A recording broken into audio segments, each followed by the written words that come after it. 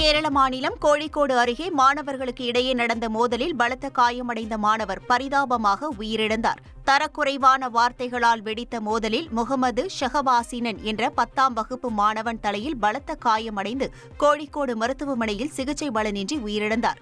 இந்த சம்பவம் குறித்து போலீசார் தீவிர விசாரணை செய்து வரும் வேளையில் கல்வித்துறையும் குழந்தைகள் உரிமை ஆணையமும் விசாரணை நடத்த உள்ளது.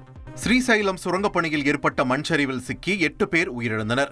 தெலங்கானா மாநிலம் நாகர் கர்னூலில் ஸ்ரீசைலம் சுரங்கம் அமைக்கும் பணியில் ஏற்பட்ட மண்சரிவில் சிக்கியவர்களை மீட்கும் பணிகள் தொடர்ந்து நடைபெற்று வரும் நிலையில் நிலத்தடியில் அதிநவீன சிறிய ரேடார் கருவிகளின் மூலம் சோதனை நடத்தப்பட்டது.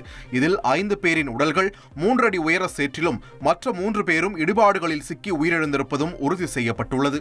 டெல்லியில் உள்ள தமிழ்நாடு இல்லத்திற்கு வெடிகுண்டு மிரட்டல் விடுக்கப்பட்டதால் பரபரப்பு ஏற்பட்டது.